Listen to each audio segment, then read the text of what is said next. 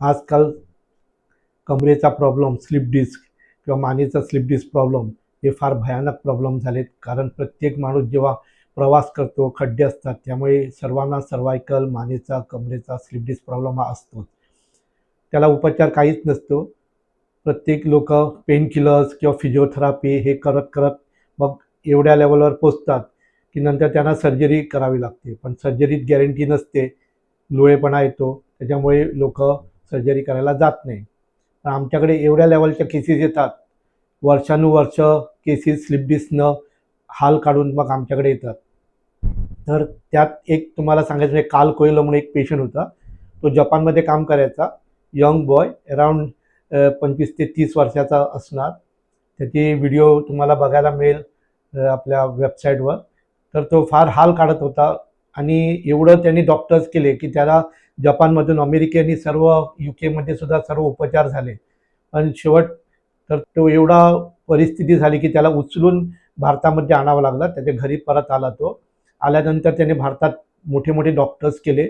सर्वांनी सांगितलं सर्जरी, पण कंडिशन एवढं वर्स होतं की गॅरंटी देऊ शकत नाही. मग त्यांचं कंडिशन एवढं वाईट झालं की तो बेडवर होता 12 वर्ष, बेड रिडन, आणि इथून तिथं जायला पाहिजे तो क्रावलिंग करून जात होता. अशा परिस्थितीत दिवस रात्र बेडवर रडत होता. त्याला कोणीतरी डॉक्टरने आमच्याकडे ॲडवाईस केलं, आमच्याकडे जाऊन ट्रीटमेंट बघ म्हणून.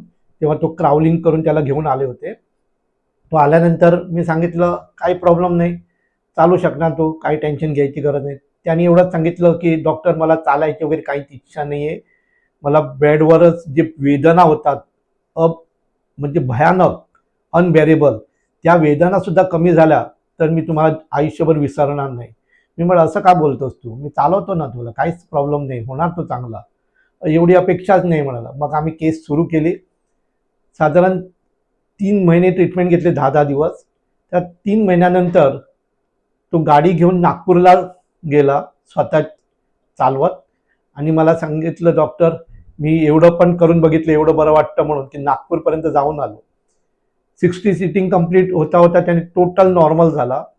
झाल्यानंतर मी म्हटलं बस आहे आता, आणखी एवढं ट्रीटमेंट कशाला करतो पुढं. तर तो पुढं आणखी करायला विचार करत होता. त्याने 60 सिटिंग नंतर 100 सिटिंग कंप्लीट केले. तर मी म्हटलं गरज नसताना का करतो, त्याची काहीतरी वेगळी इच्छा होती.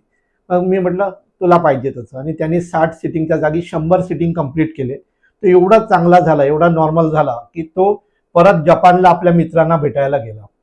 त्या मित्रांनी त्यांना बघितलं, हा चालतो, नाच सुद्धा करू शकतो, एवढं डान्सिंग करू शकतो, एवढं नॉर्मल झालंय. मग त्यांची इच्छा झाली, ते पूर्वी जसे थायलंडमध्ये रॉक क्लाइम्बिंग करायला जात होते तसं त्यांची विचार झाला की आम्ही परत रॉक क्लाइम्बिंग करायला जाऊया का, आणि ते सर्व ग्रुप रॉक क्लाइम्बिंग करायला गेले. याला काहीही त्रास झाला नाही. त्याने सांगितलं की बाकीचे तरी थकले पण मला काहीच त्रास झाला नाही, आणि मी पूर्ण रॉक क्लाइम्बिंग करून आलो. मग तो गोव्यात आल्यानंतर त्याचा आणखी एक वेगळं स्वप्न होता, तो बायकर होता. बाईक्स रायडिंग करण्याची त्याचा शौक होता, ते सर्व बंद पडलं होतं. तर त्याला परत इच्छा होती म्हणून त्यांनी एवढी ट्रीटमेंट घेतलं होतं की परत बाईक चालवी. ज्याला कमरेचा प्रॉब्लेम आहे त्याला बाईक चालवणं हे कधीच शक्य असत नाही, आणि याचं तर पूर्ण बेड रिडन केस होती. पण त्याची इच्छा होती, त्यांनी बाईक रायडिंग सुरुवात केलं, आणि गोव्यातून तो काठमांडू 8,000 किलोमीटर बाईक राईड करून जाऊन परत आला विदाऊट एनी प्रॉब्लेम. आणि त्यांनी येऊन गोव्यामध्ये पेपरमध्ये पूर्ण राईटअप घातलं की थँक्स टू डॉक्टर प्रभू, माझं स्वप्न साकार झालं, माझी इच्छा पुरी झाली, मी आता परत bike riding without any problem करू शकतो. तेवढ्यातच थांबला नाही. त्याच्यानंतर त्यांनी त्याचा रेकॉर्ड म्हणजे 1,00,000 किलोमीटर रायडिंग ऑफ बाईकचा रेकॉर्ड त्यांनी ब्रेक केला. मग त्याचा प्रत्येक जागी सत्कार होऊ लागले, आणि प्रत्येक सत्कारच्या टाइमला त्यांनी एवढंच सांगितलं की याचं पूर्ण क्रेडिट डॉक्टर प्रभूला जातं. एवढ्या लेवलच्या केसेस आमच्याकडे नॉर्मल होतात, आणि तो आज नवीन जीवन पूर्ण जगतोय.